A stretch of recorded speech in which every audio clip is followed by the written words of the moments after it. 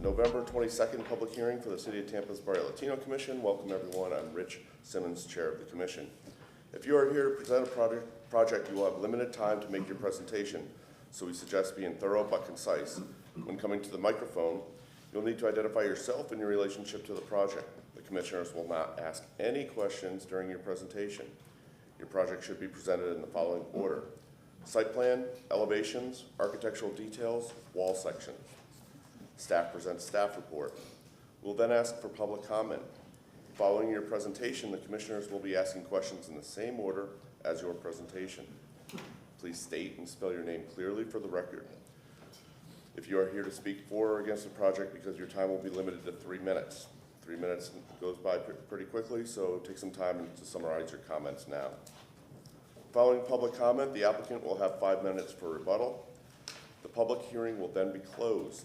The only comments which will be allowed after the public hearing will be in response to any questions from the commissioners.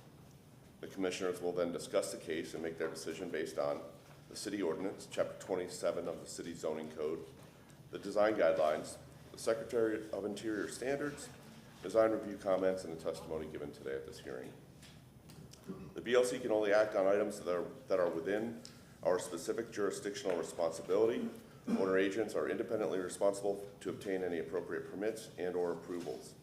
If you haven't already done so, please silence your cell phones.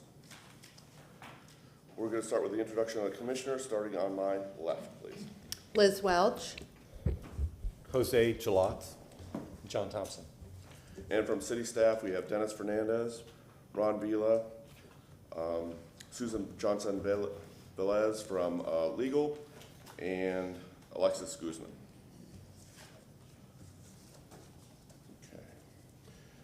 Commissioners, we have our minutes from the last meeting, the October 25th meeting, in your packet.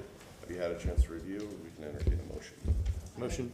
Motion to approve the meeting minutes. Second. All in favor of said motion, say aye. Aye. Aye. Motion, minutes are approved by unanimous consent. Mr. Fernandez. Good morning, Commissioners. Dennis Fernandez, Architecture Review and Historic Preservation Manager. Welcome to this morning's hearing. To appreciate the working with us on this particular meeting. It was difficult to put the quorum together, but we had some rescheduled cases from Hurricane Ian that we were trying to accommodate, so we appreciate your cooperation in gathering this morning.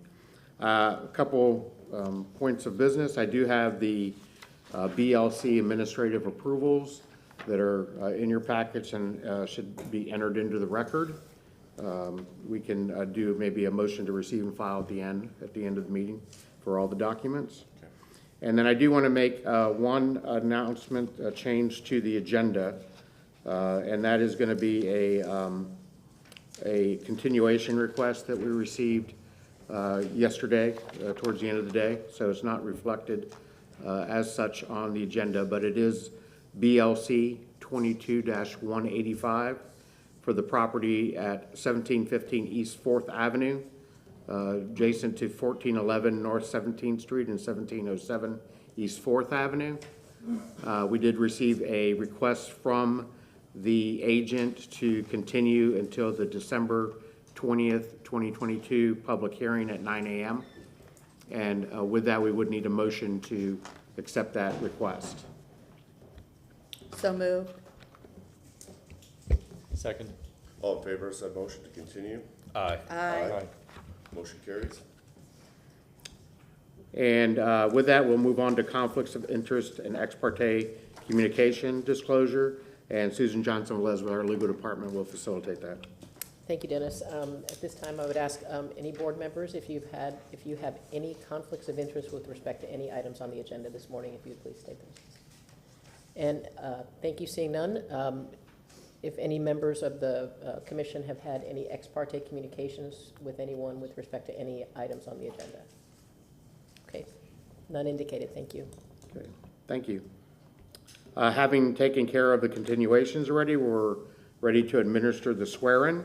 So anyone in the audience who is going to be presenting or providing any type of testimony this morning, if you could stand and raise your right hand, including staff, for the swearing. You solemnly swear or affirm that the testimony you'll be giving today is the truth, the whole truth, and nothing I did. And with that, we're ready for our first case, and Ron will facilitate that discussion. Good morning, Commissioners and public. Ron Vila, I'm staff with Historic Preservation. The first agenda item is BLC 22-221. This is for the address of 1614 Nebraska Avenue. Currently, it's a vacant parcel. The zoning has been changed to PD. The request in front of you this morning is for a certificate of appropriateness for new construction. There's multiple buildings on the site, and there will be some site improvements as well. Just some past action associated with this request this morning. This did receive a favorable recommendation from the BLC on June 28, 2022. With that motion that was forwarded to City Council, there were 4 bullet items that were attached to that recommendation. They're reflected on page 3 of your staff report. Just to give you the kind of the lay of the land, what's under your purview this morning is on page 3 also of the staff report, the application of standards and design criteria for new construction. First items have been addressed through the PD, which involve the height and the width, the facade widths, the setbacks, the massing, the spacing, and the alignment. So the remainder of the application of standards are what basically you're focusing on this morning. At this time, I'd like to briefly go through a photo presentation with you. The property in question faces Nebraska Avenue. It's highlighted in the green parcels that are indicated here. Some of the project is outside the local district, and I'll show that on the next illustration, but I wanted to show this aerial. So on the northern boundary, you have Henderson. On the eastern boundary, you have Nebraska, and it comes through Estelle. This is our vicinity map. Property in question is over here. It's in the southwestern portion. You see how the local district kind of bisects the project that is coming forward. So we're looking at the face of Nebraska this morning. This is the Sanborn map showing the fabric that was there in 1929. There were a series of homes, and you see the density and the concentration that was there. But once again, we're just focusing on the northern part of Nebraska and Henderson, and as it comes to the south. This is just showing a current photo of the property. Natural Resources has looked at this as far as zoning and transportation as it goes through the process, so your focus is on the CA this morning. This is Henderson, and this is Nebraska, to give you a point of reference. This is looking down Nebraska to the north. Through the photo presentation, I'm going to show you a series of buildings contributing and non-contributing that are in the immediate vicinity. But this is Nebraska and Henderson. This is just looking catty corner. This is in the district, but is not a contributing structure. Once again, this is Henderson and Nebraska. This is looking to the east. This is also a non-contributing structure. This building, since this picture was taken, has been demoed. This is just a vacant parcel. Used to be a Kentucky Fried Chicken.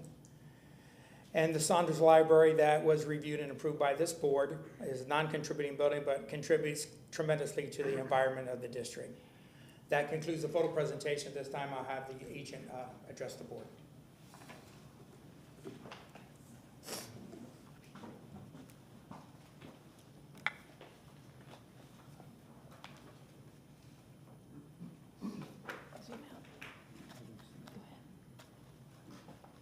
I haven't been sworn in.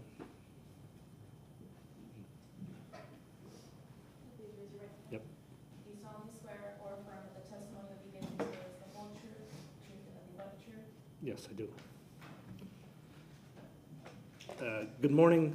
Thank you for having us. My name is Michael Mintzberg, Principal at Site Development. We're an Ybor-based development company. We've been there over 10 years. Have done several projects in the district, both historic renovations of existing structures and new construction. This is by far, the largest project that we're doing in the district. and partially in the district, partially outside of the district, but excited to be here in front of you today. We think this is a really important project. You know, Nebraska Avenue obviously is a really important corridor that is the edge of the district, but with a lot of traffic coming from downtown as our city grows, a lot of people coming up Nebraska Avenue, passing through the Encore, which there's been a lot of recent news on lately, and we've got some elevations here of, 10, 20, 30-story buildings that'll be built there. And you can see in red, our first project right here, which is not in the district and we're not talking about today, but it's the same thing, part of this project. And then the part within the district here, I think you're gonna immediately see the difference. And when people are traveling down, they're gonna know, oh, we've hit a different neighborhood, even if they don't know anything about Ybor City, coming from 30 stories to now a 3-story project. And I also think it's important that for the fabric that historically, there's been and I know you all have already approved the use, but a mix of uses along the corridor, both commercial and residential, and most of the development that's going on along Nebraska Avenue is commercial these days. So to have a residential use there, we think is important. We really wanted to focus on that when you're coming through Nebraska. Here we are. We've entered a new neighborhood. Those who know it's Ybor City. Those who don't just can feel something different. But we also wanted to find a design that contributed to the neighborhood, but also doesn't take away from the true historic and important buildings along Nebraska, like I'm going to say it wrong, the German American Club and some of the other clubs along that corridor. So we think we've done a good job of that and really done something true to Ybor that contributes to the fabric, but also doesn't try to shine in front of the important structures that are there. That's all I have. I'll hand it over to our architects. Thank you. Good morning. Stephanie Gaines with Kurtz Gaines Hall Jones Architects. And I have Michael with me. I don't go anywhere with Michael these days. and he, you have to ignore his humble demeanor because he's quite a talented architect himself and also a licensed general contractor, besides, being my Vanna White over here.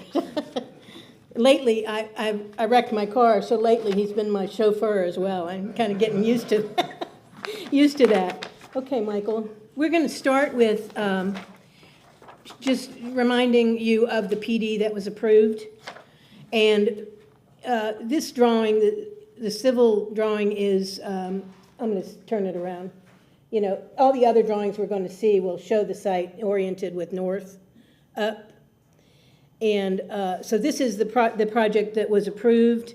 The waivers that came with it that were approved, went through City Council and were approved, reducing Nebraska setback from 54 to 41, removing 4 laurel oak trees, reducing tree retention from 50 to 14%, and allowing several of the units to not face a public right-of-way. And those, of course, would be the internal units. The PD includes all of this property. And the last waiver that was included is modifying to reduce a 15-foot separation between buildings 10 and 11, down to 9 feet. Okay? This is the elevations that were included in that application. The comments that we got from the BLC board for that rezoning process included considering adjusting the footprint and facade at street elevation along Nebraska to break up the massing and scale, and revisit the corner elevations to reflect historic reference.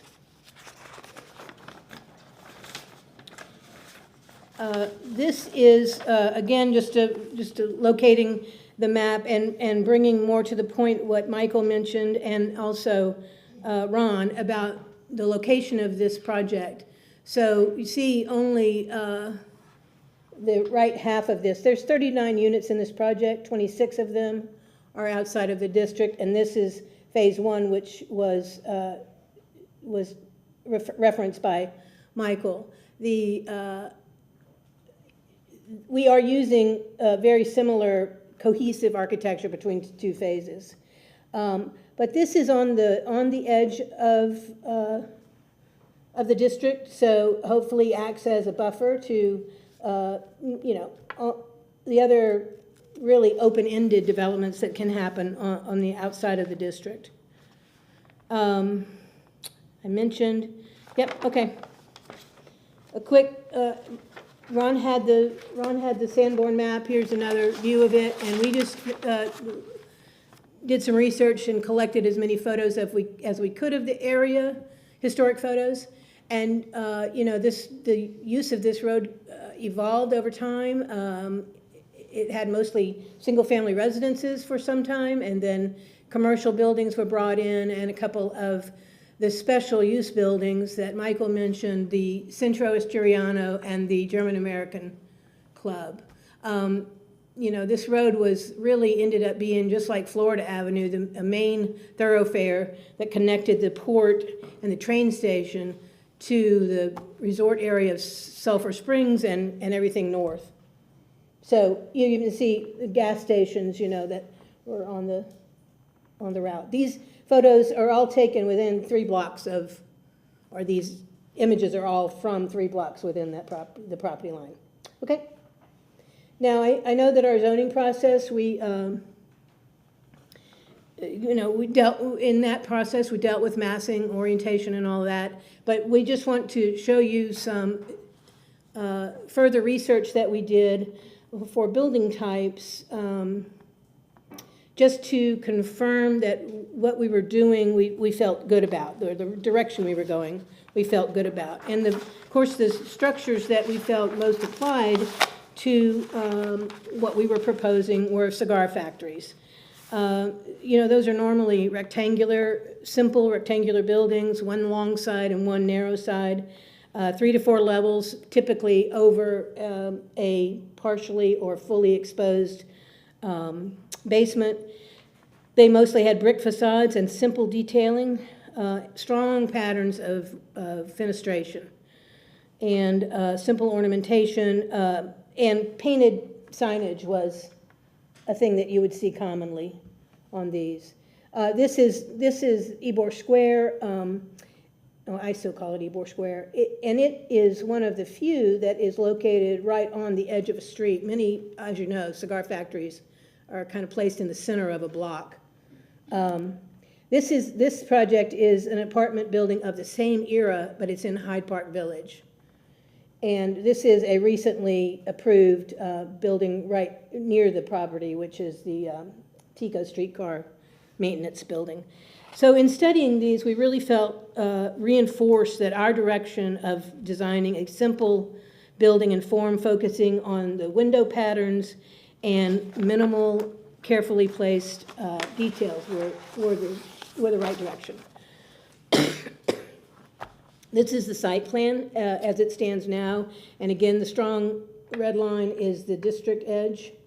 All of the buildings face the right-of-ways along Nebraska and along Henderson. These are the corners of the end buildings, and this building out of the district will continue that facing. All of the buildings have front entries. All of the units have front entries along Nebraska. All of the garages are internal to the property. So the drive entries here and here come in, and then all of the garages enter off of that boulevard. Same thing here, coming off of the internally.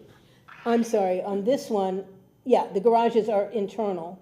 This is the one building that is set back behind the trees. Its front entries are actually back here. This dark line that you'll see on all of the buildings indicates where brick is applied to the building, and the rest of the facades will have stucco. I think that's all. Oh, sorry, since the scale of this is hard to read, why don't you zoom into that detail a little bit? We just wanted to show a little detail on the, okay, on the entry, a typical entry. We're 9 to 10 feet away from the edge of Nebraska Avenue, 3 to 4 feet from the property line. And because there's no protective zone here between the street and the sidewalk has to be 6 feet. So we have a 6-foot sidewalk, and then 3 feet for the front entry area, which we'll show you on the street elevation. Some of these units, the grade of the property falls to the south. So on some of the units, we'll have 1 step in, some 2, some 3, and that's what we're detailing here. Those will fit in this green path, in this green swath of land, and then we'll landscape the rest of it. Okay. The design of these units is quite simple. The base is a duplex. It's all one unit type, except the end units have corner windows. And the part that's in the district comprises 3 duplexes, 1 4-unit building, 2 5-unit buildings, and 1 6-unit building. And they're basic plans with the front entries on one side and the 2-car garages on the other side. There's a bedroom suite on the ground floor. Living space is on the 2nd floor. The other bedrooms are on the 3rd floor, and then there's just access to a small roof area. It's important to the developers that this urban setting be giving some outdoor space, and that's where it's placed. Okay, our new street elevations look like this. The majority of the facade is brick. We added a strong base, water table base, which will be stucco on block. The window pattern is very strong, although we have incorporated a alternating, kind of grouped pair next to a single over the entries, and that's a typical pattern throughout. This is Nebraska elevation, and it's hard to see. Are we zoomed in? Okay. We have 1 step on these entries, 2 steps on these entries, and 3 on these. But we are keeping those steps down to 3 maximum, so there's no handrails involved on those. These are end elevations. These are all of these are viewed from right-of-ways, but this is the end elevation of this building farthest to the north. And on that, and I will say that we have added, since our last hearing, our zoning hearing, we have added windows on the ground floor to wrap the corner to solve that issue.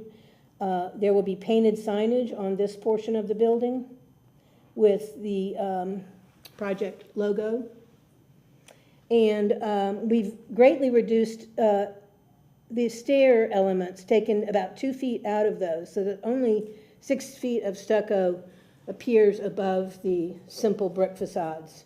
We'll go to one typical, Just to build a little more detail, this is just a typical duplex, and so here's the base that we've added, and the pattern of windows, the simple awnings over the doorways.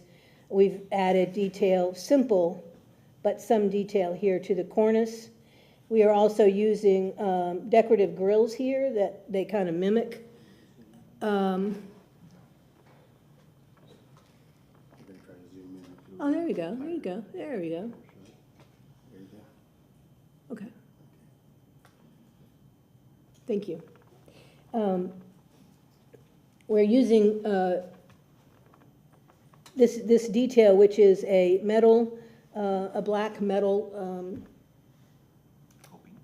No, not the coping. Sorry.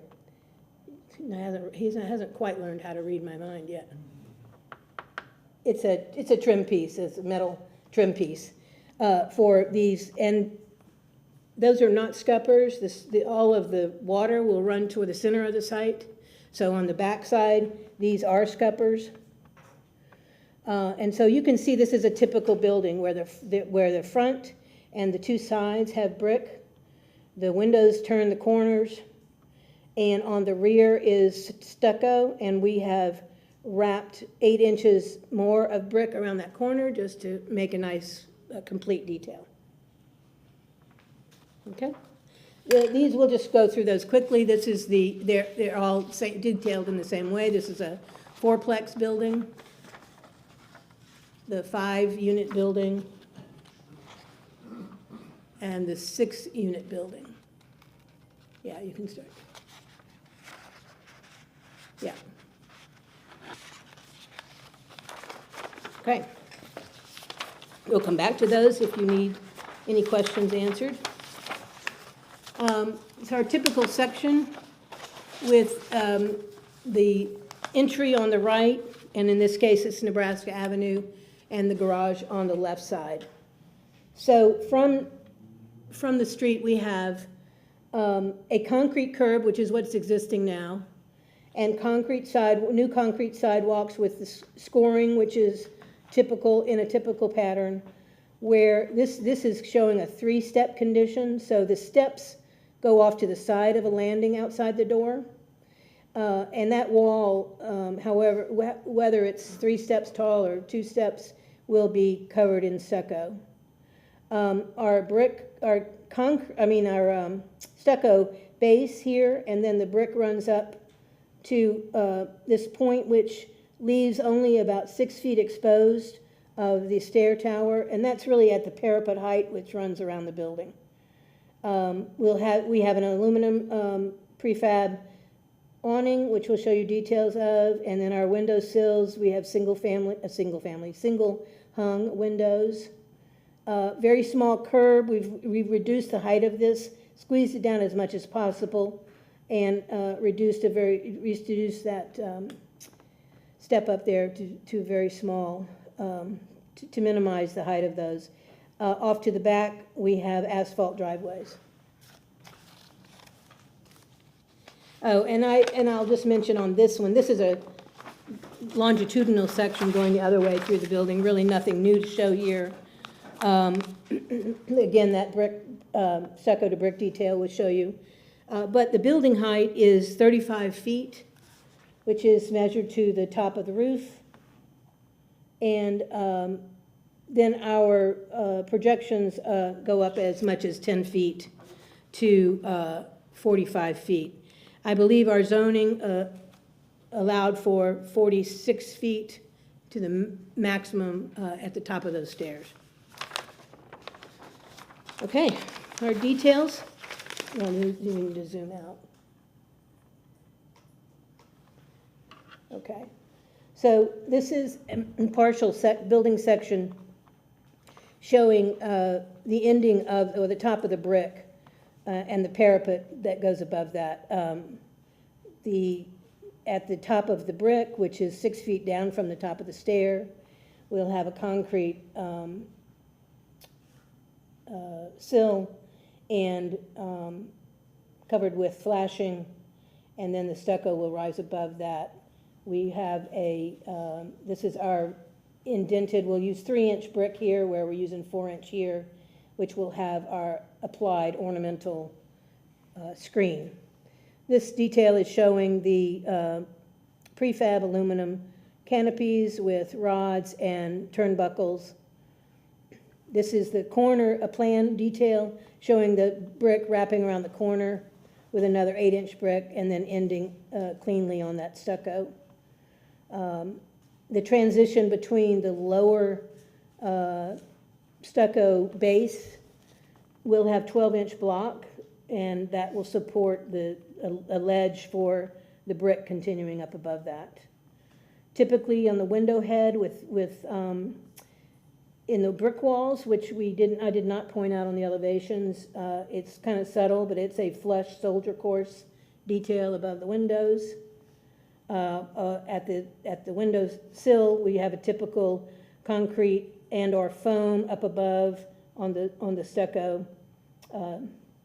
sill, and the typical window detail in the stucco. Obviously, we're able to provide a much nicer setback for the windows and the brick, 4 inches, and then 1 to 2 inches, depending on if it's the top sash or the bottom sash on the windows within the stucco. Okay. This is a rendering from the corner Henderson off to the right and looking south down Nebraska. And again, this just is, demonstrates the client's desire to do a clean, simple building, but elegant, and to have it really speak to Ybor. Most people, as you know, most people think the entry to Ybor and the historic district is at Nick Nucio, but it's not. This is the edge of the district, so it's important to him to say that visually. This is same corner, but up, looking overhead, and you really can see the relationship of this project to downtown. Off to the right is the GTE facility, and in this area is the Encore project with lots planned to be in the high-rise,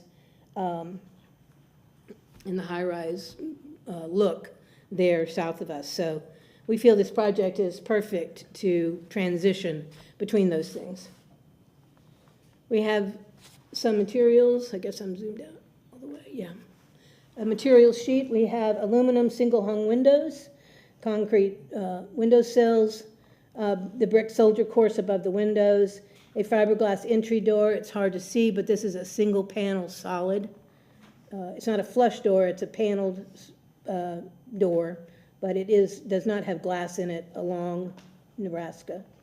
This is, just a close-up of that, of the water table base and trim that would be above that. Here's an example of the grill. That's the word I was looking for, the metal grill. Here we see the painted sign on the edge.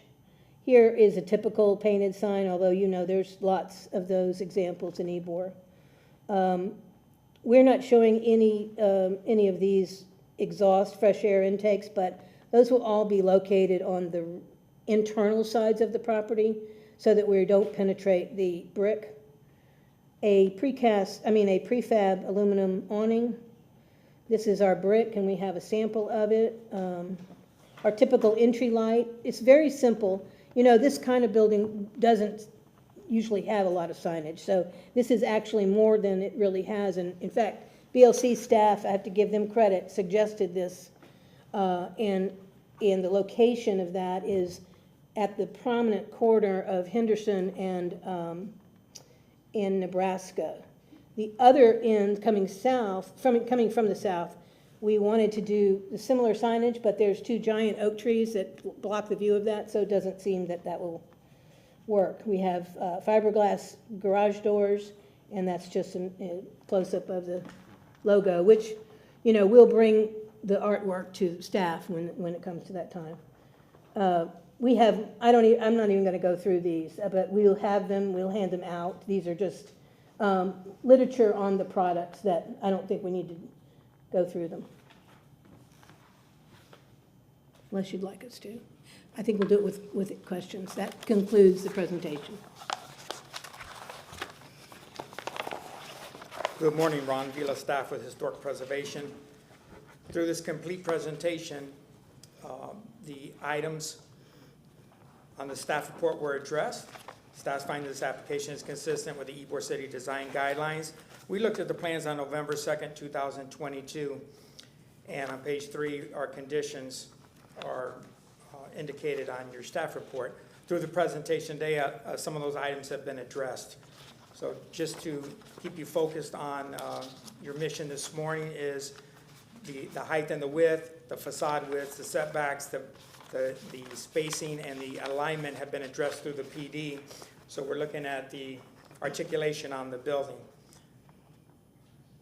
The first bullet item that we have under conditions is that as the buildings that face the street frontage are indicated in brick, that there would be a return as indicated on some of the period buildings within Ybor City. Today, we saw plans that there is a return of 8 inches as indicated on the plans. We had some concerns early on with the canopies that they are providing that would be more historically correct, and they showed indication today that the canopies will have a threaded rod with the tiebacks that are very period appropriate. They did show some signage associated with the project. They focused on the one signage. The additional signage can be delegated to staff. She did indicate on the hardscape, the entry features for the vehicular access and the walkways coming to the project.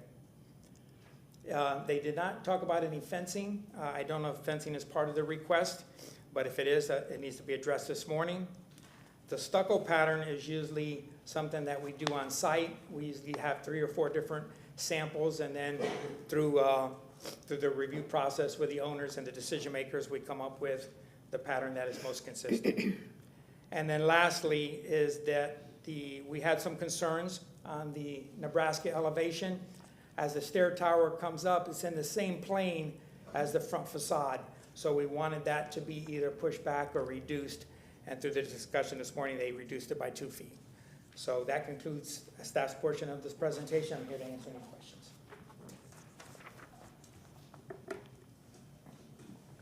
Thank you, Mr. Vila. Anyone here from the public wishing to comment on this case, please identify yourself. Seeing none, we'll start asking some questions of the applicant, starting with Mr. Thompson on my left, right. Good morning. Morning. Couple questions for you, and Mr. Vila touched on it. The doghouse alignment is just in the same plane as the first 3 floors of the brick as we go up. So you've got the CMU that goes all the way up. You've got a little bit of a detail there that makes the transition. Yeah, and so I guess, you know, the question is that the units are so compact and so tight that there's really no way to push that off of the front of the building, based upon just a cursory review, and you've looked at it longer than I have. The detailing is intended, and from what I understand, you've reduced the overall the width of them by 2 feet. No, the height, not the height. width, yes. Okay. So we still have this piece that's basically on the front of the building. What's the parapet detail that goes around there? I can see that there's a coping that's across that, and then when that goes out and around the corner, is that consistent with the Yes. top of everything? Yes. Is that parapet detail around the top of all of those, is that metal on all 4 sides? Is that a metal coping cap? It is, yes, a metal coping cap above the concrete cap. Okay, Yeah, so you've got the precast, and then you've got the metal cap on top of that. Yep. The color of the metal cap, has that been determined, or? it will be painted out the same color as the concrete, you know, it Yeah, is, you're not gonna it's a, see it really. right. I mean, the detailing of it, I noticed in the package that there is a blow-up detail of that condition, where the stucco comes down to that cap, and there seem to be a lot of exposed fasteners on that detail. Is that still what you're presenting and intending? Well, I'm not specifically aware of the detail you're referring to. Are you talking about this detail at you? It's just interlocking, it's just an interlocking detail of flashing at this wall location. Okay, so in the package that we have, it's exposed fasteners. You can Oh, see, I see, yeah. you know, something more kind of rooftop, kind of behind the scenes, standard flashing detail, but here, you know, it's very high up, but it seemed like it was an inappropriate detail for what we're trying to accomplish there, I think, which is to try to make that as seamless as possible Sure. from one material to the other. So as long as that's an overlapping detail where we don't have exposed fasteners. That's right, I think that's that- right. Okay. Then we And have- you know, things evolve through you know, those details evolve Right. through the process. It's just a little bit different from what was presented. in the Yes, I package. understand. And you said no rails on the stairs down low. On the Nebraska side, we're not gonna have any kind of metal railings or anything Correct. associated with those. The base material, that is the plinth of the building, that's a stucco with a concrete cap on it. Yes, and then you transition from the 12-inch to the 8-inch brick or CMU, Yes, and then go to your cavity wall. yes. Okay. We talked about the parapet around the building. That's all the same height, and you're maintaining the 42 inches for the guardrail, essentially, of Correct. of the rooftop terraces. The rooftop terraces are only partial to the roof. Not, they don't cover the whole roof. That's right. Okay. The reveal of the brick, or the reveal of the grill at the brick that's also in that elevation, seems a little shallow. Yeah. For what you, the reference that you're making, and, you know, we understand that, you know, in the historic fabric, that those are open and doing something. Here, I think that you've done, in the facade, you're also showing the detail where we've got at least 4 inches of setback on the window, which is great.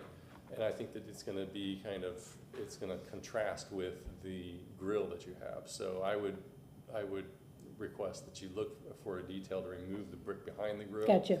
And set that back in there, because it is a cavity wall system, right? And Yep, we do have a that's right. drainage plane there. So That's right.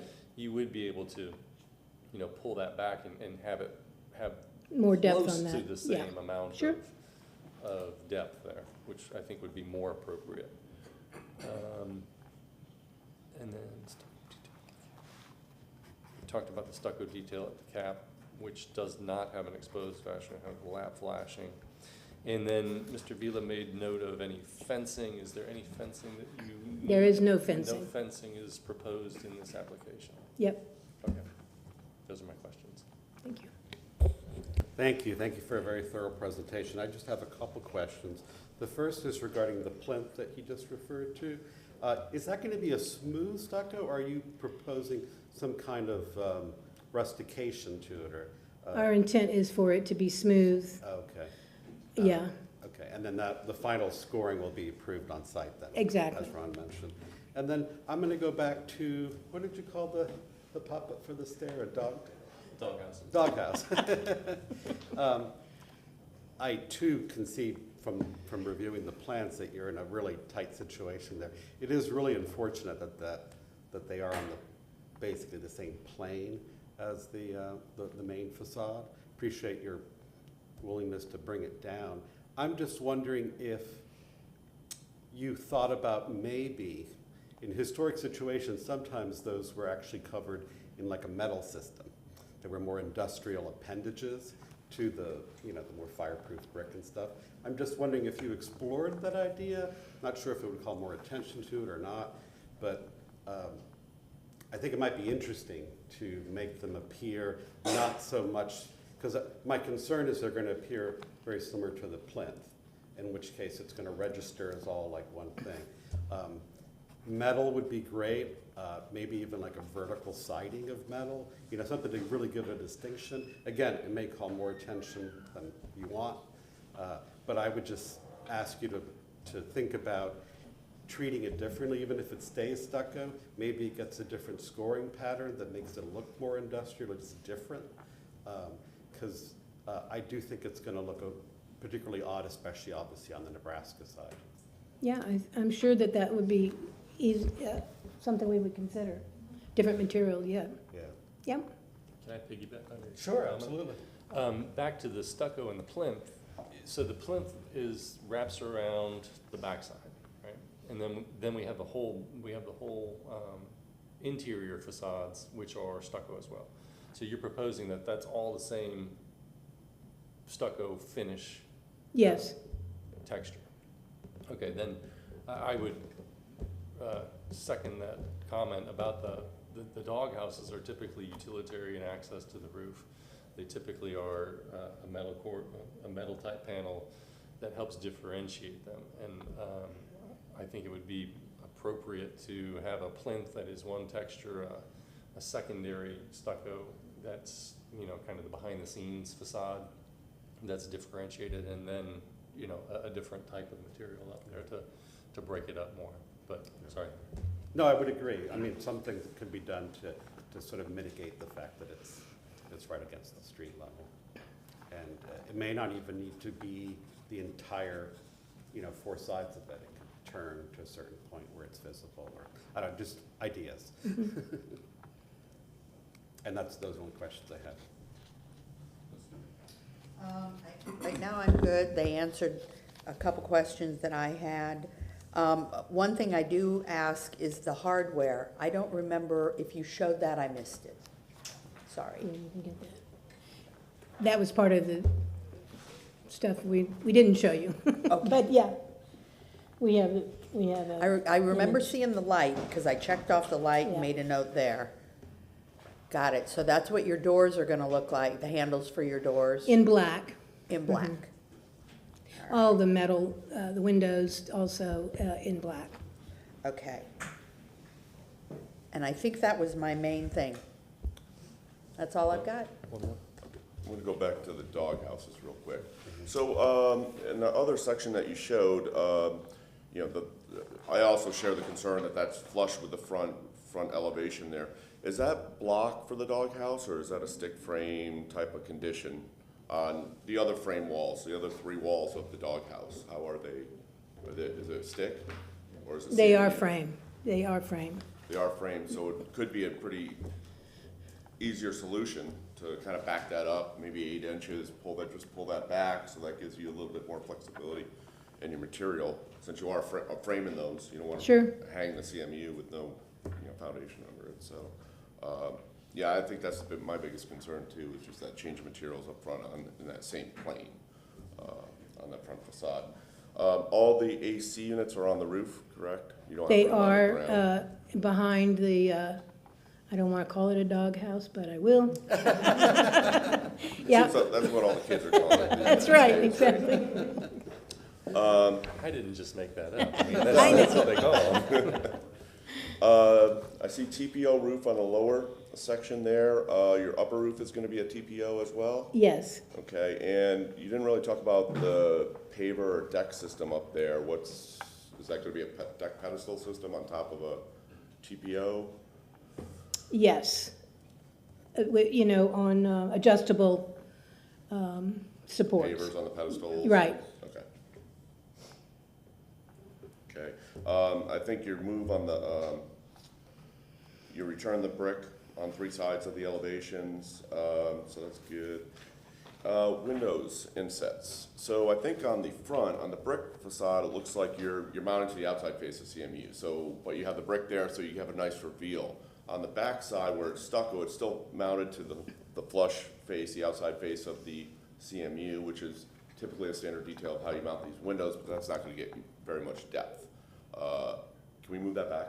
Maybe like 2 inches or something like that? I don't know if it's changing your window system, but it's, when you get to the stucco side, that's gonna be very flush compared to the inset of the windows on the brick.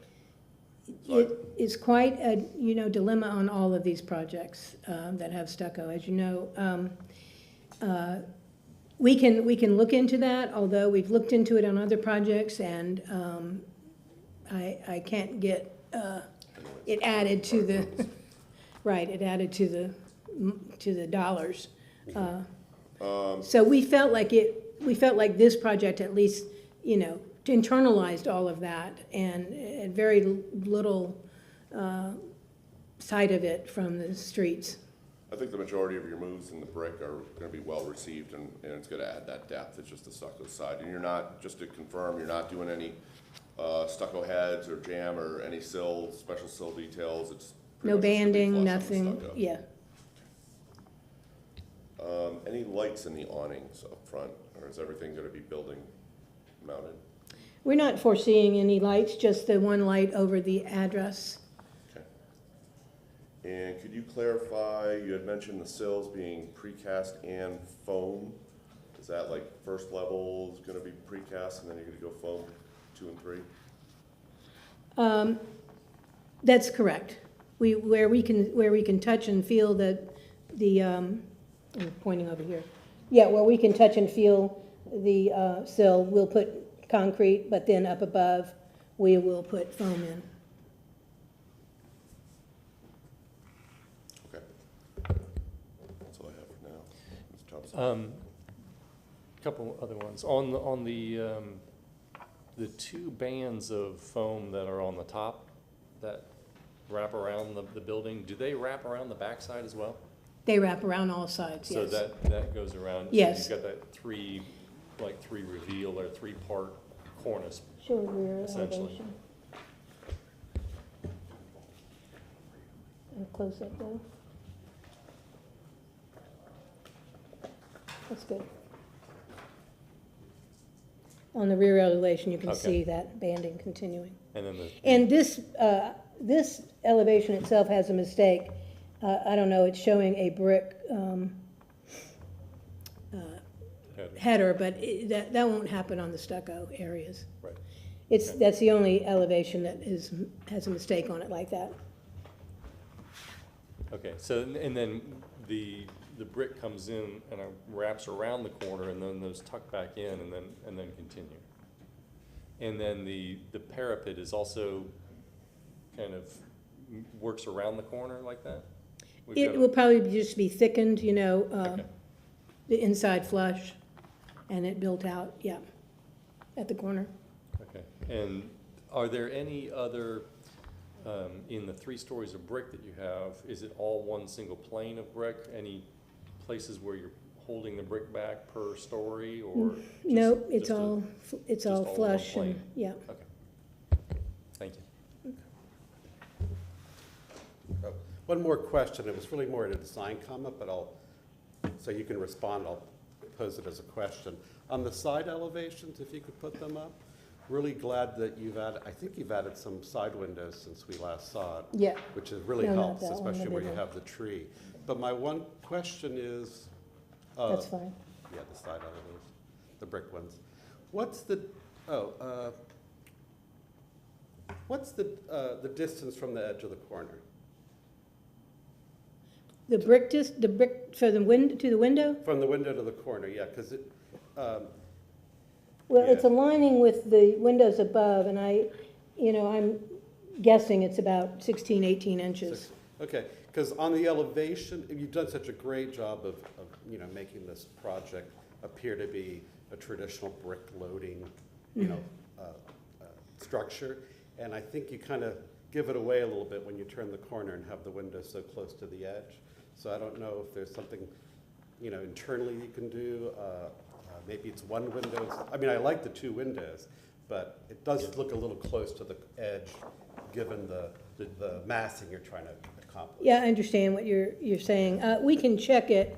We're restricted with this Yeah. bedroom layout, so we can check this and see if that can be at least 24 inches. Yeah, the distance off the control joint that you're showing in the elevations, I assume if you go back to the elevations that we've got, where you're showing those horizontals and verticals, those are masonry control joints? Yes.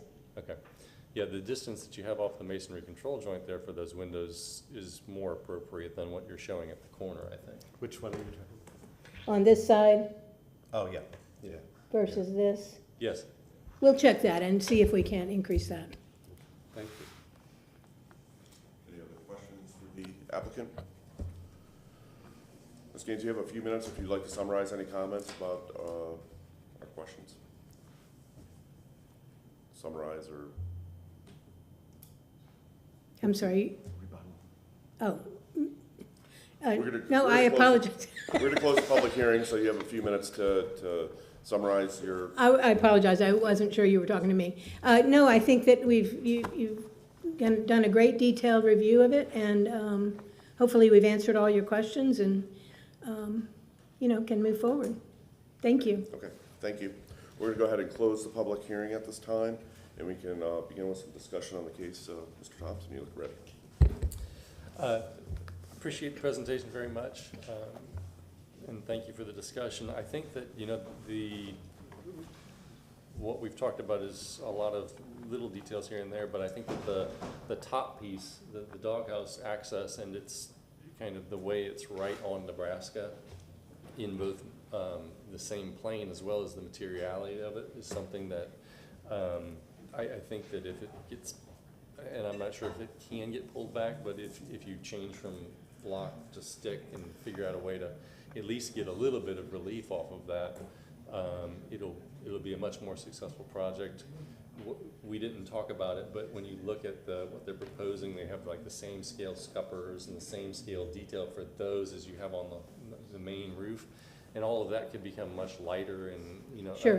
a little bit different experience, because you're gonna see it everywhere, as you move by the project. Two, when you go up on the roof, it's supposed to feel different, you know, look, we're up here on the roof, and so you have a different scale metal, a different light fixture, a different scale gutter, just out of, you know, utilitarian type considerations, but obviously, in your hands, it can become something special. So I think that, you know, we need to look at the ways to kind of pull that off Nebraska, at least by, you know, 8 inches or a foot or something like that, and consider the materials. The rest of it's just kind of working with, I think, staff to get the detailing correct on the stucco, how we want to see that, and help move it forward. Yeah, I would agree. I'm really intrigued by the project. It's so refreshing to see a different type of housing being proposed in a way that's so compatible with the historic patterns. I would just also reiterate in terms of the dog trot, you know, color might be another way to further differentiate it, so that it's not the same color as the stucco along the bottom or the back. And yeah, so there's really the dog trot, the detailing, the materiality, the recessing of the grill detail, which we discussed, and then the corner window placement. Those are the 3 things that I think would just further would warrant some further investigation. Okay. Yeah, I like the overall scale of the project. Excellent use of materials, excellent use of the scale. I mean, we've already looked at the site plan. I think we're all comfortable with that arrangement. We're packing a lot in there on a tight site. I think you guys have done an excellent job of pulling all that together. My heartburn is the stucco window, you know, the window placement and the stucco. I'd like you to work with staff on seeing if we can pull that in a little bit, at least get a little bit of reveal in there. But I think your use of materials everywhere else is really good. The doghouse, I think you've heard our comments on that. I think if you could, I think you carry your CMU wall up and maybe inset that, and it's a stick frame, just to at least give it a change of, you know, material, color, Expression, expression, just pulling that back off. And it's not just on Nebraska Avenue, but I think that's where you're gonna see it the most. But I think that's, Sure. you know, you change it for all the units. So, I think that's a good one, and then we talked about pulling back. But, I'd like to commend you on the project. I think, you know, I think everything's really kind of worked out. It comes together really, really well. Just a few things to kind of straighten out there. Yeah, this project does a wonderful thing in recreating the traditional street edge for an earlier, more suburban development within Right. the district. But everyone's going by at 45 miles an Yeah, hour. so it's really going to have a good impact, a positive impact.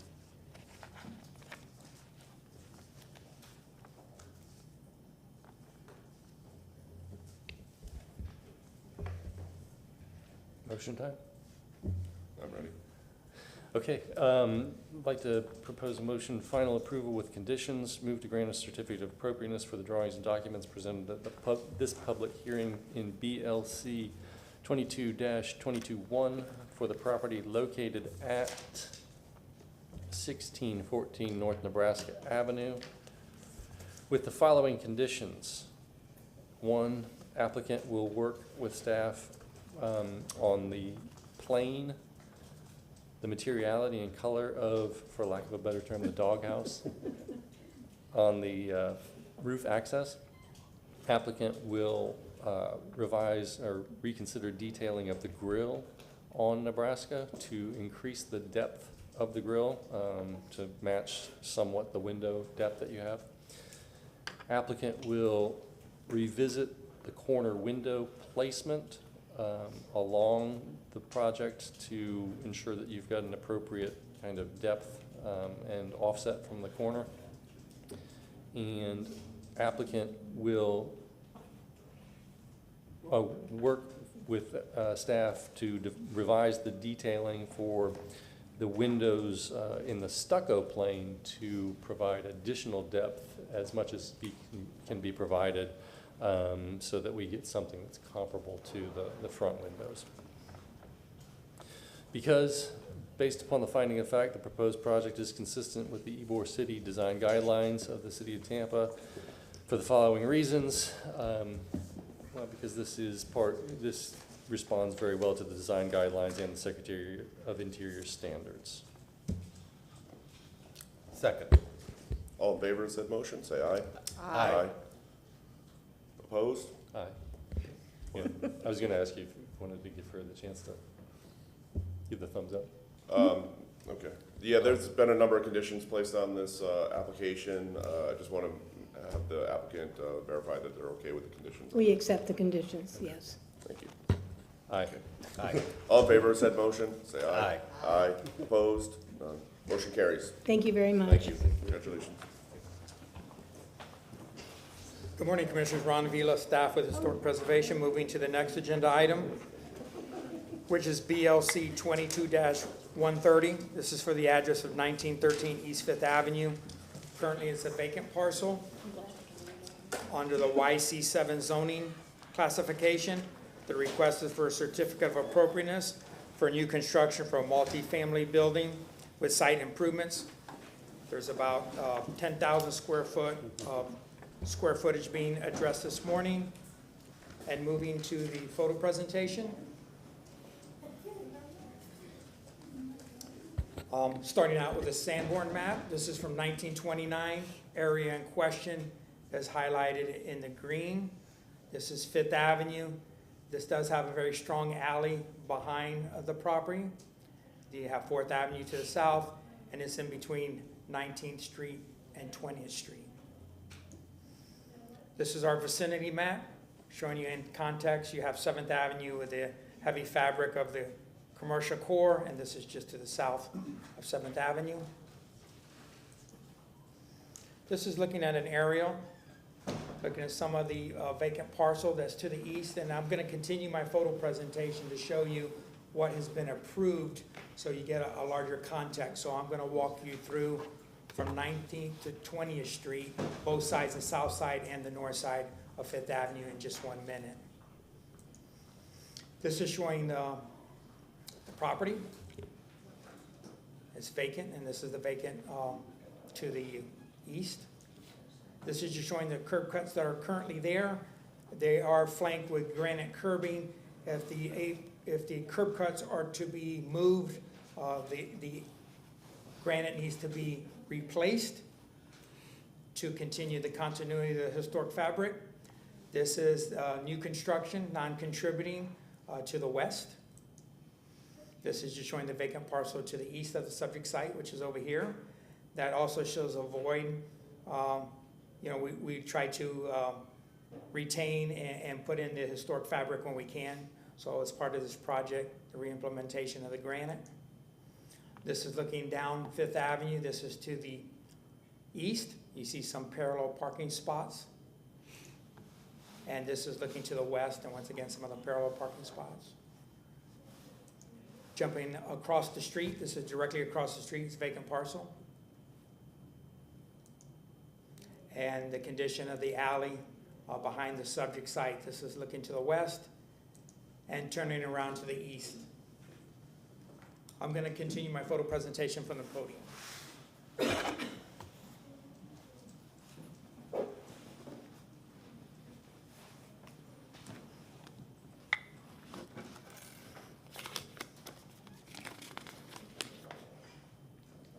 I wasn't able to go out, so I had to use Google Earth, but I thought it was important for you to understand the immediate vicinity and the fabric that's there. So we have 19th Street,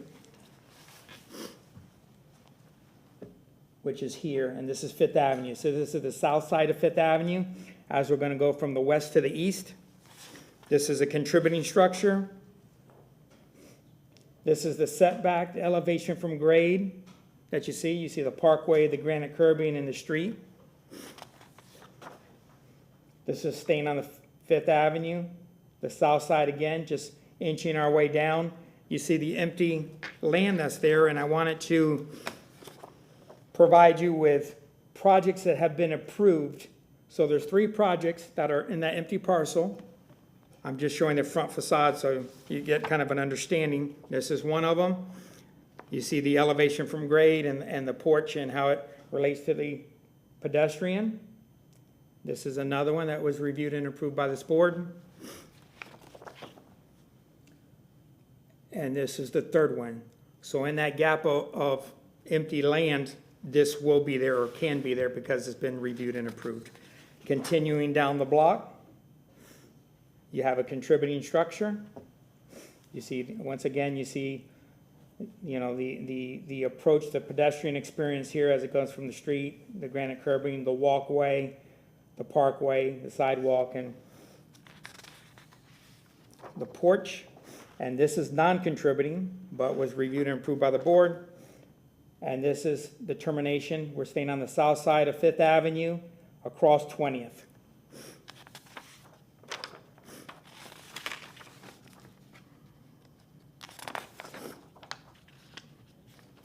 Going back to Fifth Avenue and 19th Street. Fifth Avenue and 19th, we just went down this side of the street, now the north side of the street. This is the corner element that has a different orientation. And then as you continue down the block, you have some period homes. Contributing structure. This one, the porch has not been enclosed. This one has. Not through us, but you know, through the 50s and 60s. Continuing down the east on the north side of Fifth Avenue. Couple empty sites. Continuing down, you have non-contributing, contributing, and non-contributing new construction that was reviewed. But once again, you see the expression there and how the pedestrian and the street works all together. And then to conclude, at the end of the block, this is 20th Street, Fifth Avenue, the north side. So hopefully that was helpful to you. They'll be here if you need them as the presentation goes forward. Thank you.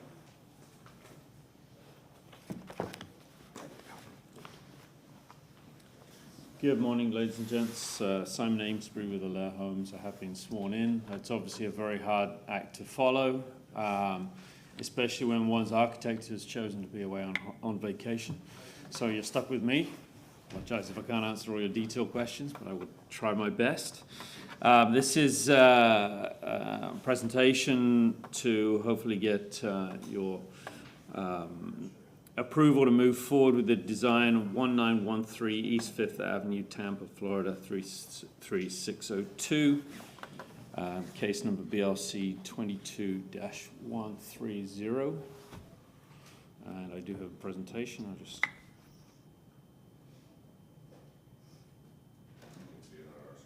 You can. I'd like to see it.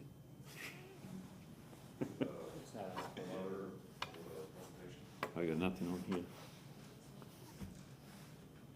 I want to make sure I'm clicking right and so on. It's just not showing over here. It's not on the front here either, so I can't tell which slide I'm on.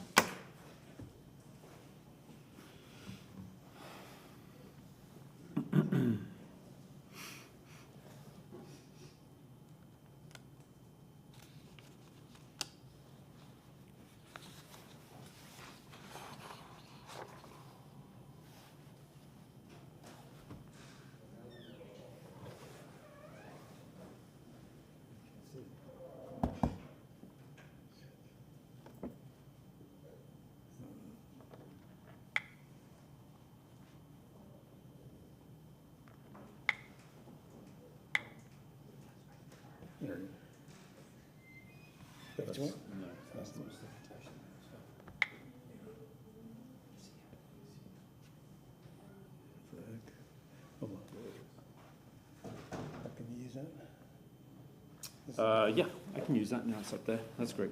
Thank you. Excuse me for. I'm sorry. Excuse me for cricking my neck and not looking at you. But read and go through. Here we go. So the agenda, points I'd like to cover following your structure, site plan, going to look at the elevations, the wall sections, renderings, material samples, and summarize. Starting off with the site plan. This is the south side of East Fifth Avenue with apartment buildings to the west and empty lots to the east, as shown by Ron. The surrounding blocks as well consist of single-family homes and apartment buildings, and the parcel is zoned for YC7. At this point, I'd like to introduce Russell Ottenberg, who's going to talk about the site plan in particular. Good morning, Russell Ottenberg, Planning Incorporated, and I have been sworn. I do have some materials to enter into the record.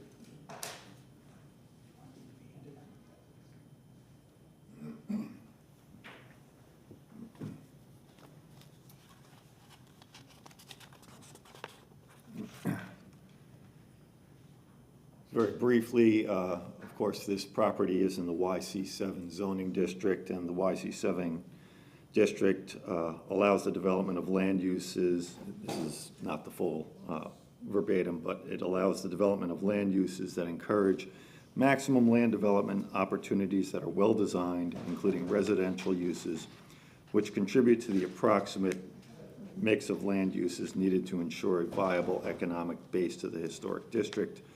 Multifamily residential, which this project is proposed to be, is a principal permitted use in the YC7 district. In terms of the site plan, the ground floor, what you're looking at right now, you can see the perimeter of the building, and we have internalized the parking under the residential units. There are 5 parking spaces, there are 5 units. We have worked with the transportation and mobility departments to ensure that the parking meets city code. And so we do have that working per city code. Excuse me, sorry. This site, the site plan that's up there does not show the actual flare for the proposed driveway. There is another site plan, I apologize, that is more current, that shows the existing driveway being removed and a driveway consistent with City of Tampa standards being proposed.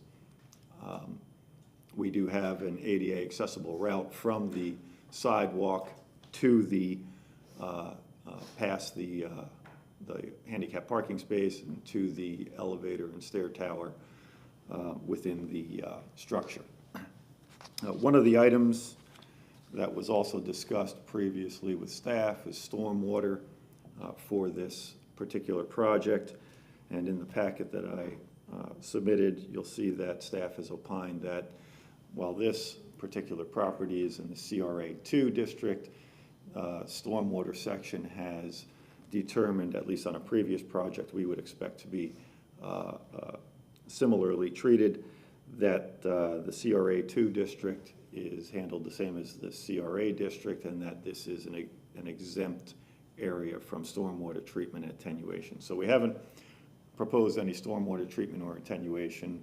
However, there will be downspouts and gutters as is standard for this type of development. I believe that's all I have for the site plan. Obviously, at the end, if you have any questions, I'm here to answer them. Thank you. Thank you. So just dealing with the same slide here, one of the comments on the staff report was regarding alignment being inconsistent because further information was required. As you can see here, the front facade of the property is proposed to be the same facade alignment with both the east and the west properties. The east property is one that was approved by the board a little while ago. I have renderings of that showing that as well coming up. Moving on the agenda, just to look at the elevations. The front elevation here doesn't do it justice, but you'll see from the side elevation that we've set back the different levels of this property. So the top floor, actually from street level, you will not be able to see the top floor. the top level there. I also wanted to point out that the driveway flare that you see onto the existing site has been in existence for a while, demonstrating that vehicle access has been from the front for some time. And we intend to keep vehicle access off Fifth Avenue into the property.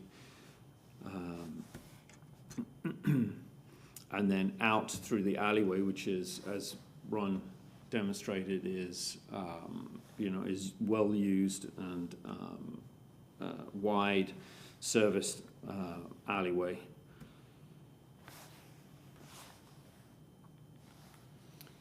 This is the rear elevation, very similar to the front. Again, didn't click on. There we go. And the side elevation again.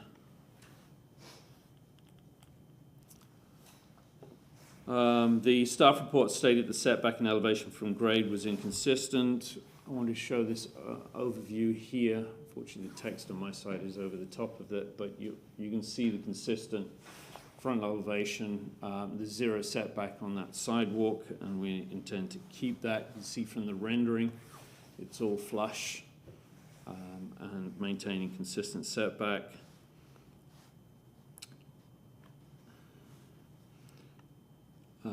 The elevation, whilst we recognize that we don't have steps at the front because it's an apartment building, we have ADA code regulations we have to comply with, so we can't have steps for handicap access. We talked to Ron about this, and what we hope to provide, permitting, if permitting will let us, is we're recessing the pedestrian gate, which is in the middle there. I don't have a pointer I can point to you on this. We will recess that back to provide a bit of a stoop covered area there, and also define better the pedestrian access.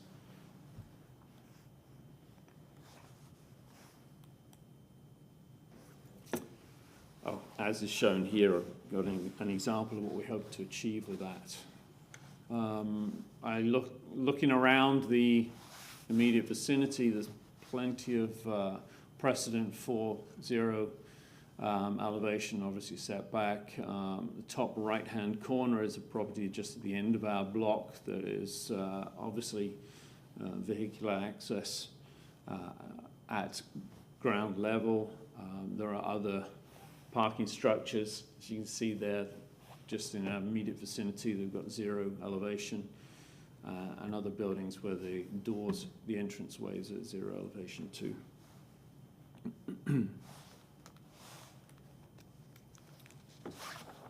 Looking at the sections of the building, as I mentioned earlier, we've set the top floor back to help with the massing. So that top floor unit there, you will not be able to see from ground floor level.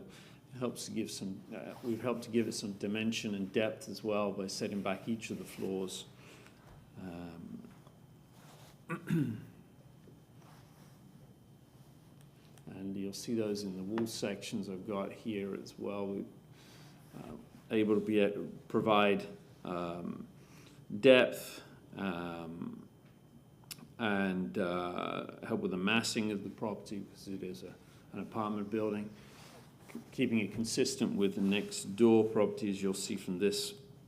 First of the renderings I've got here. We're sandwiched between the property on the left is newly approved and the existing properties on the right or the west there.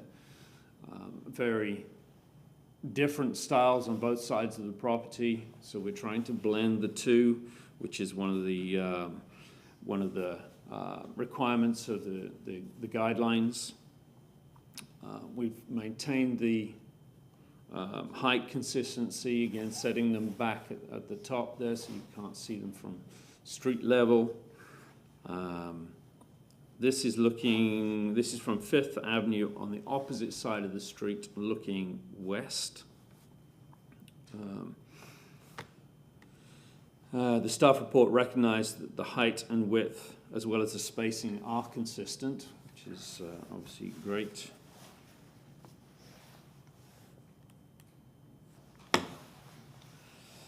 The property on the left here, the photographs, is one street away, you know, is one example of numerous apartment buildings where it's a flat facade. You mentioned in the last presentation being concerned about higher floors, the top floors being flush with the lower floors, this is what we've proposed here on the right. We feel our design is more cognizant of the neighboring buildings than most around, if you look at the one on the left.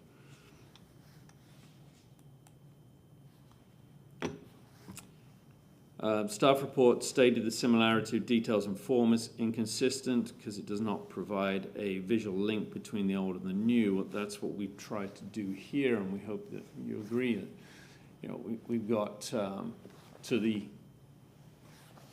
east of these properties, we've got a very craftsman style house, and then we've got to the west, we've got these new modern style structures, and then approved buildings that have yet to be built to the east as well. So they go from craftsman style way to the east, all the way up to modern on the west. So we're trying to blend those two, as is suggested in the guidelines. We'd welcome any, you know, comments or suggestions on how we might better do that. I know that one of the things we want to do is incorporate a brick style on the ground floor to have it more in keeping with some of the other car park structures, parking garage structures around.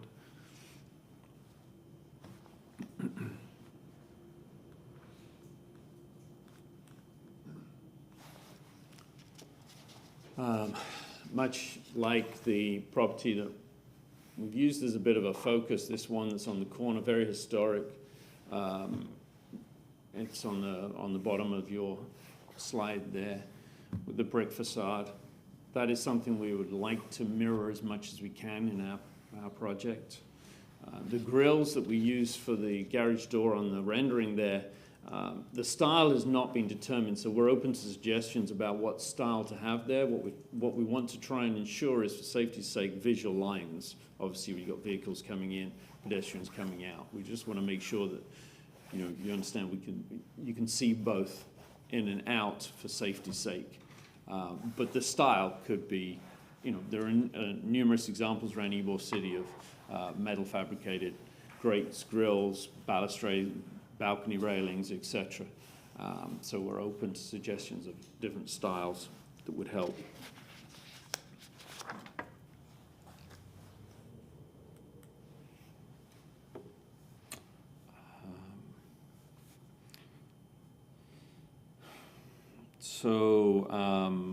On the next couple of slides here, I'm showing some of the neighboring garages with this one on the bottom right is 1 block away. Again, the one on the top right we know is 1 block away opposite. That's this one on the bottom. This is a couple of blocks away. A bit more of a historic building with a garage structure, parking structure built within it. We received comments that the form of this building is not commonplace, which we understand refers to the parking at ground level. Well, I'm trying to show examples here of similar properties around the subject parcel that are parking structures, all at grade, brick facades, all the sorts of styles and characters that we're trying to encompass in our project.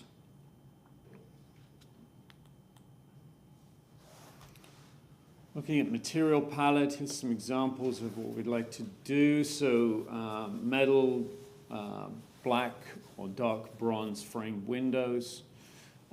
They would be single hung or casement style. Then you see here the different types of railings that, whilst we haven't decided on the actual style, but we're going to go in keeping with what we've got around. Pastel colors, awnings, you'll see examples of them around that we're going to use over the doors on the upper floors. Brick to the ground floor. Question was asked about hardware. Well, the hardware would again match the window frame, be a dark color, either dark bronze or black. Very simple style.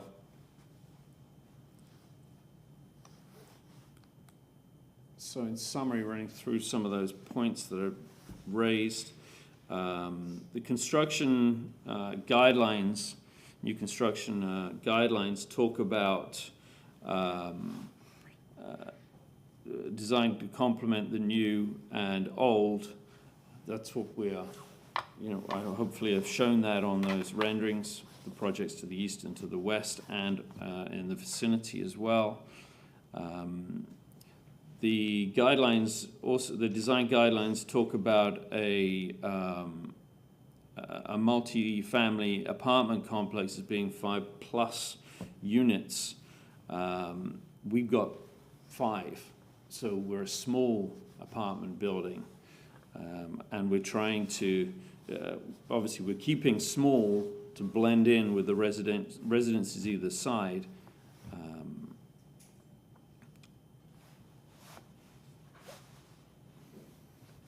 If there are any further suggestions to improve the form, please, we'd welcome them.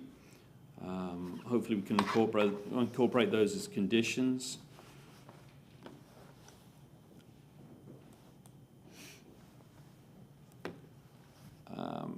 Referring to the staff report findings, all the properties are zero, almost zero setback at the front. The facade is a consistent distance from the street and the sidewalk. Spacing is already said to be consistent. I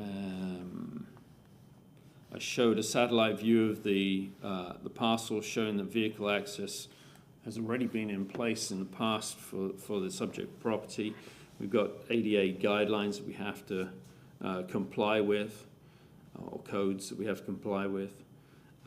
We're going to look at recessing that pedestrian gate, so we're providing a bit of a stoop and defining the pedestrian access. And we're going to use materials that are in keeping with the neighboring Ybor styles. So with that, conclude my presentation and welcome any questions.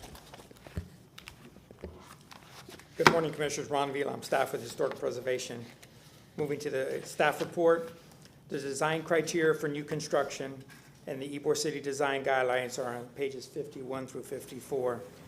And putting that design criteria in reference to the request that's in front of us today, there's 7 criteria bullet items in between those pages, and I addressed each of them on the staff report.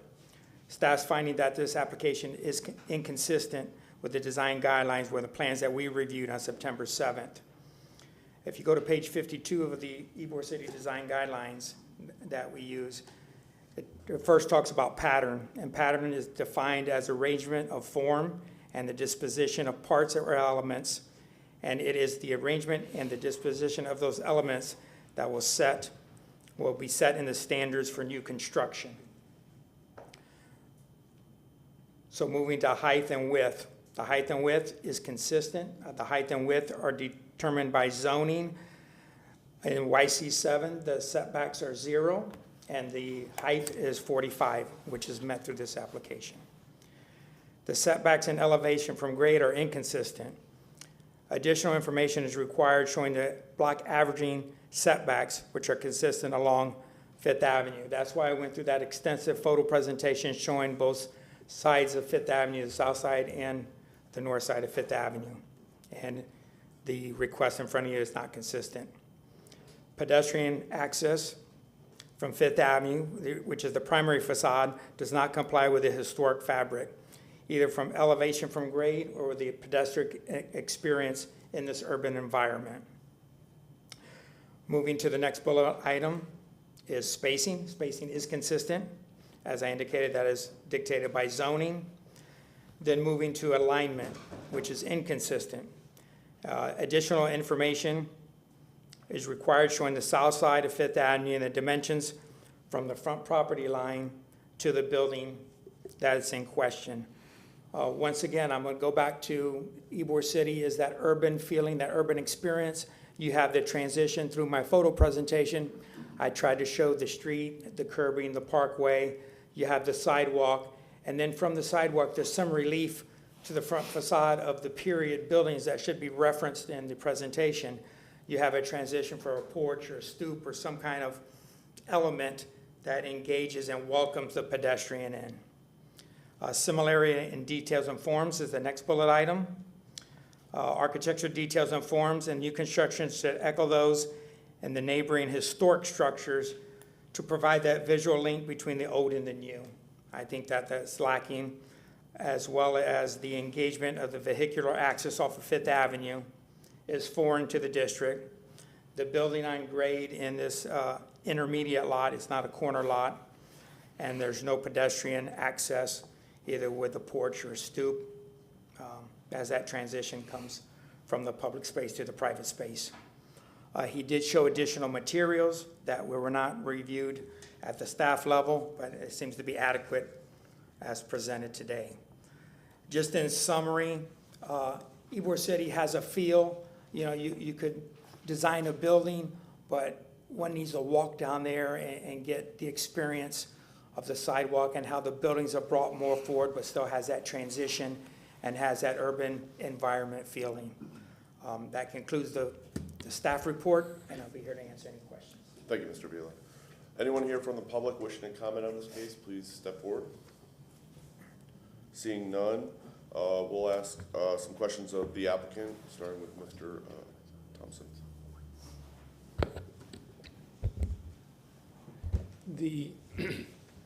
With what Mr. Vila just shared, with all the inconsistencies in the findings of the staff report, were those shared with you prior to the presentation and going forward with this? Yeah, this has been, we've been continued, Ron, 3 times, I think? Yeah, through hurricane and various, not getting caught and so on. So it's been a long process. We had a lot more consistencies, but through work with Ron, we whittled them down gradually. Obviously, the staff report is an opinion, and as is an opinion as well as presented to you. So we are looking for guidance. We are willing to ask for a continuance if necessary to develop these even more. But we feel like we approach some of those inconsistencies that are in the staff report. Hopefully my presentation showed that. If it didn't, I apologize. I can answer any questions about those. Sure. Well, I appreciate the, kind of the insight into the process because, from my perspective, the application is incomplete. I won't say it's inconsistent. I can't quite tell what you're getting at in a lot of the presentation and a lot of the design intent. The wall sections don't exist really. There's a lot of material selections and choices that you discussed, but I don't understand what you're asking for in the presentation. The materiality of it, what are these overhangs? What are the railings? What's the grill in front of the garage? What are these things? I can't engage it in a way that allows me to guide you or give an opinion. I will say that the massing, the way that the garage presents itself and the screening that you have on the front is inconsistent. There's nothing about that experience that is Ybor that you want as a residential feel. I understand you're trying to make a multi-use project that has all of these criteria and challenges associated with it. But the way that it's assembled is kind of a stacking of things that doesn't create a whole. And it doesn't create a pedestrian engagement with it along Fifth. And it's very hard to engage as sitting here, listening to the presentation because of all of these unresolved components that are in it. And I think that the guidelines, the massing, the scale, the character, the pedestrian experience, these are cues and places to interrelate with the neighborhood, and I don't see any of that in the presentation. With all the balconies and the stepping back that you have on the form, it seems to be your intent to be part of the neighborhood, you know, offer the people who are the inside, the outside, the experience of the building, but the way that it's structured, both literally and in the presentation, is one of just, you know, one level, one level, one level, one level. And you look at the presentation, it's just these big black lines where we would be able to engage it. You know, what is it made out of? What are the walls made out of? It's a mystery, right? When you look at the references that you have on each side of the project, the one building that's built, the one building that's approved, I believe, and your proposed intervention or intermediary between the two, the thing that I noticed, because I was trying to figure out how do I explain this to you? How do I explain it to myself? When you look at those buildings, they are essentially volumes that are carried up, right? One of them has a little bit more modern articulation on it with a porch and maybe a Juliet balcony, a different roof. The other one is a 3-story volume as well with porch, porch, porch applied to the front, so that you end up with a volumetric that has a layer in front of it that is the kind of the zone between the pedestrian and between the residents. Both of them have it, just to a larger degree than the others. Your project that you're proposing is this layering of things that doesn't relate to either of those in a meaningful manner. It ignores the street completely by having a screen. Then it goes up one level and pushes back. And so the volumetric and the massing and the scale, although it's the height that it needs to be and it's 0 lot line, you know, you've got some constraints there that you can't go beyond. It doesn't relate to those other things. And so it's very difficult to engage and help, you know, tease an appropriate response out of you. So I think that there's a lot more actual information that needs to go into the presentation. What is it made out of? Show us, because that means you will have had to have made those choices with your designers. And then we can engage it. How is it made? You know, how are you stepping back all those things, a number of different levels? And what's the net result? Because at this point, with what you're bringing to us, I don't feel like we can make a motion that allows it to do anything but continue to develop, and then we see it again. Mm-hmm. And that's my opinion. So I'll let it move forward. Yeah, I would agree completely. There's a disconnect between what you're saying and showing in terms of reference points from the historic neighborhood, and then what your drawings represent. There's a complete disconnect, and it makes it very hard to even review the project, quite frankly. But that said, I'm going to concentrate on the massing and your approach to the front of the building in particular. I'm curious about, well, it's been commented on, but one of the most character defining features of any building in a residential section of historic Ybor is the entrance. Your entrance is completely submerged. I think the building type you're trying to create in Ybor is possible. A 5-unit apartment building with the predominantly first floor of parking is possible, but I think you're going to have to make it compatible, you're going to have to really restructure it so that there's a pedestrian entrance that talks to the experience of a front porch, a front entry, a vestibule that leads to the units. And then the second question is, again, it's very hard to understand the drawings, but it seems like you're proposing a double width car entry. Is it 2 ways? No, it's single way. Oh, We so don't have the width. It appears like it's 2. Again, it speaks to the drawings, because Sorry, can you still see it? No. Oh, no. okay. It speaks to the lack of information we have to give you any further advice. I mean, based on the typology of what you're trying to present, to me it seems like it's going to probably need to look a little bit more like a storefront on the street level with an entrance and maybe an opening that gives you access to the garage with the appropriate screening or landscaping, and then a more consistent second, third, fourth level. I think you're looking at the wrong building types. You're looking at full block garages. I would encourage you to look more at multifamily residential buildings in the historic district. And also some of the industrial type typologies that we have, you know, where you've got overhead doors and you've got, you know, kind of the need to move stuff in and out of buildings more than just pedestrians. But Right.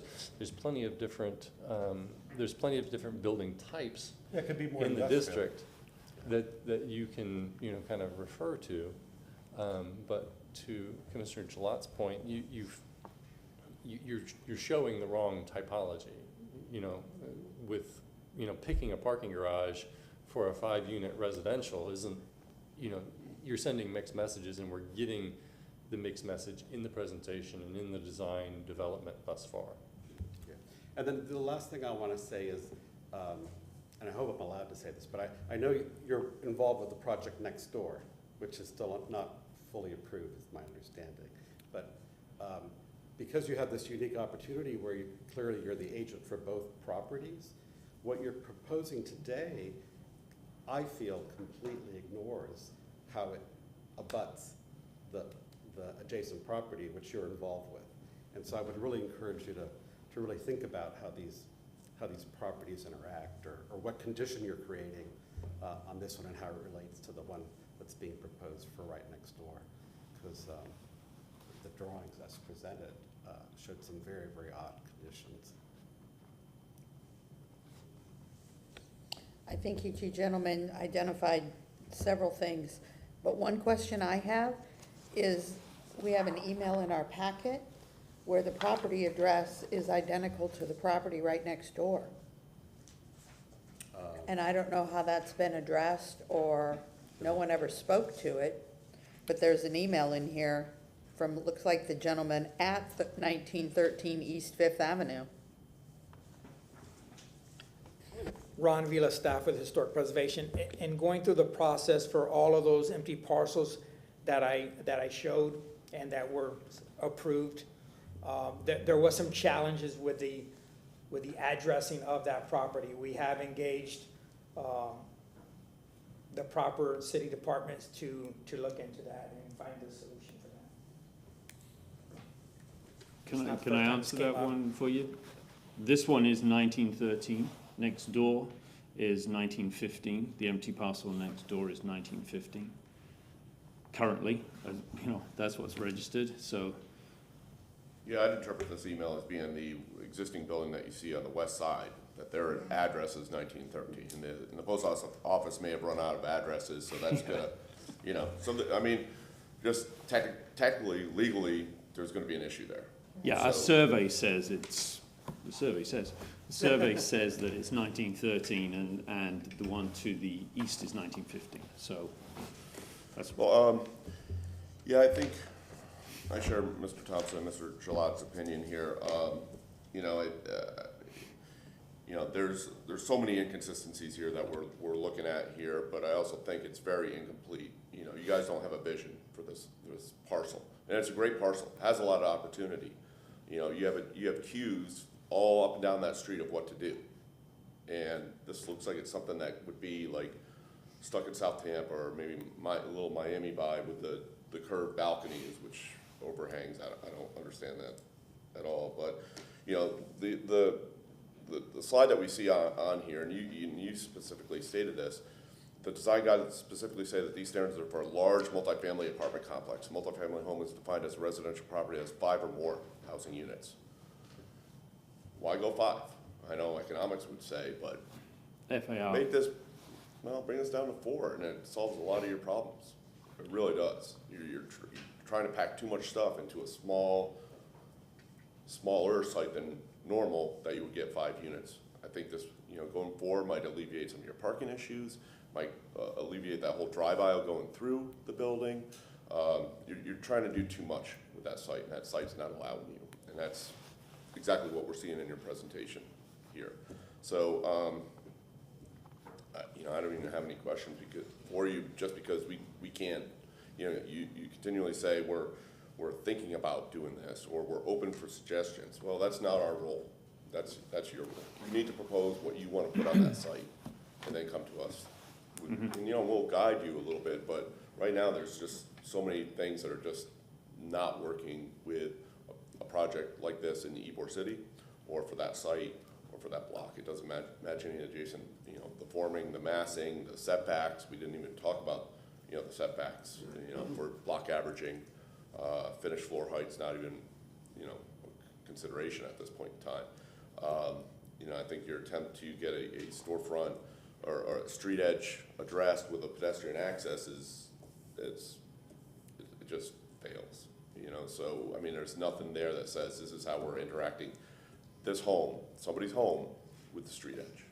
There's nothing there. It's like an office building in South Tampa on like Beta Bay, where you go through and you drive through and you park, and then you go up into your office building, and that's the wrong typology for this, for residential in general and in Ybor City. So I don't know, it's just kind of hard to really put any more thoughts on this. Mr. Fernandez? If I might just have just a moment with the applicant. You had mentioned to continue. Yeah. Okay. I mean, they've kind of said. Yeah, no, I understand totally. So let me just. Can I ask a question, just coming back to you on that? So, I mean, I totally understand where you're coming from, and obviously if my architect was here, I'd put him in front of you. But in terms of it being an apartment building, is there any like, is that something in this particular lot that we can get approval on? It being a small apartment building? Like, is that, I'm trying to move forwards with some positives on what we've got to develop it for the next time. Absolutely, it can be done. I mean, it Right, certainly can okay. be done. You can look at the block behind you, the adjacent block, of how they're getting these apartments in there. Okay. It's just the form and how you address all of this just doesn't work. But No, it's I certainly understand. achievable.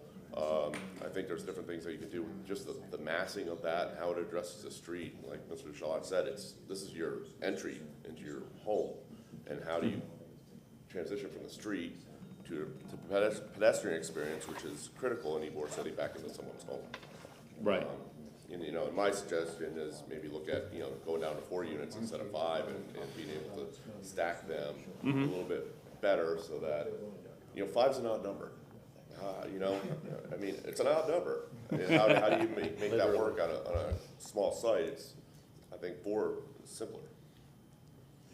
And I think that we aren't in the position to tell you what you can and can't do with the property.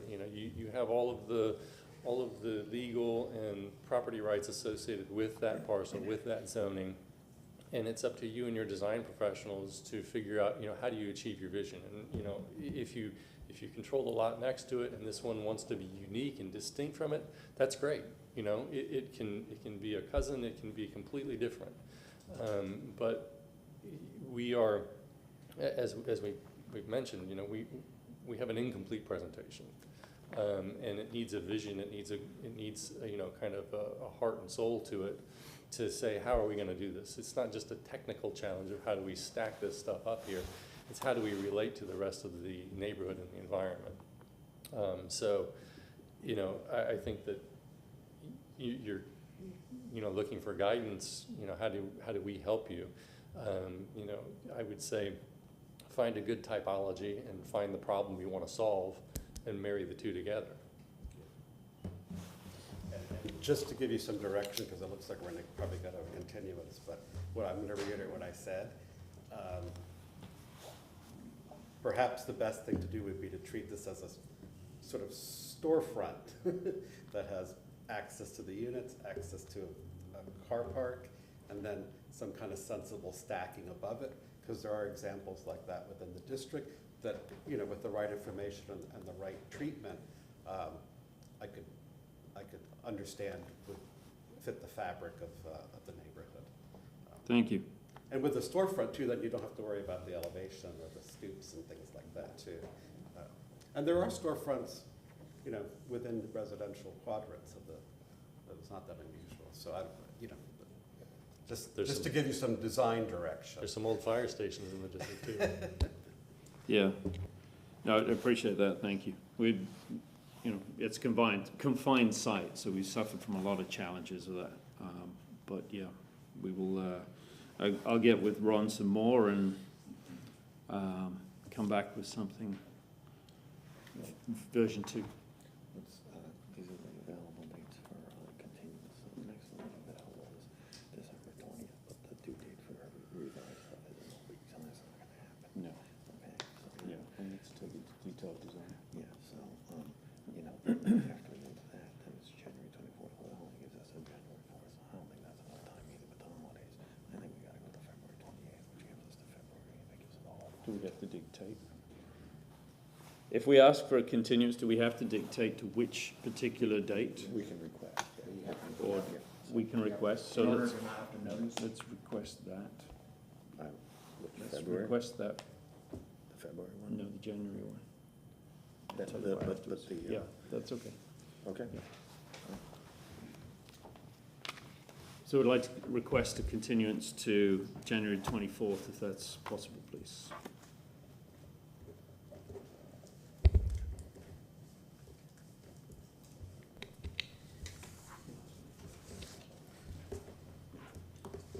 Go ahead. Okay, so we're going to go ahead and close the public hearing. I think we're going to forego any discussion at this point. We move right into a motion for the applicant's request. Move to grant a continuance in the case of, in BLC 22-130 for the property located at 1913 East 5th Avenue to the January 24th, 2023 public hearing at 9 a.m. Second. All in favor of said motion, say aye. Aye. Aye. Motion carries. We'll see you in January. Thank you. Thanks very much for your help. Thank you. Thank you.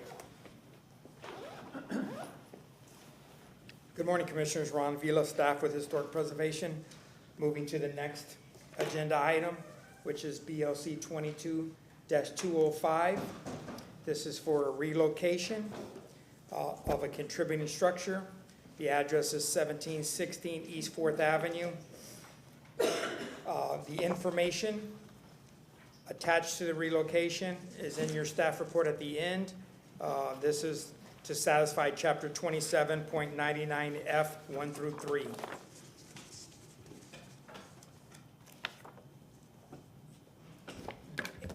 And the following agenda item, they're kind of together. I'm going to show one complete photo presentation, but they needed to be handled separately. So we're gonna address the first agenda item, which is 205 for the relocation, and then if that passes, then we'll go into the second item that's associated with this, but one photo presentation. If you need to look at this in the future for some guidance, we could pull it back up. So on the monitors that you have, this is the Sanborn map. The area in question is down here. It is a corner parcel on the corner of 4th Avenue and 18th Street, which is Angel Oliva. You see the fabric that was there back in 1929. Ybor City was very dense and heavily populated with that urban environment that we spoke about. This is our vicinity map, so you kind of see it in context where it's at. It's out the south of 7th Avenue, once again on the corner of 4th and Angel Oliva, which is 18th. This kind of clears everything up. This is a current overhead. This is the site that will be for the new construction. This is the contributing structure that will be relocated one parcel over to the west. You see 4th Avenue as it has some parallel parking spots. Those will not be interrupted as the project comes forward. There is an open alley that needs some attention, and that will be apparent through the presentation. This is looking at that vacant parcel. And this is the corner element. Once again, this is looking from Angel Oliva back towards the west. This is the contributing structure, which is a duplex. The footprint of the new construction will house this, and then this structure will move over one parcel. Currently, they have no parking. There will be parking associated, and that will all be indicated off the alley. This is the receiving site, so this parcel, this structure is coming one parcel to the west. This is looking down 4th Avenue. This is towards the east,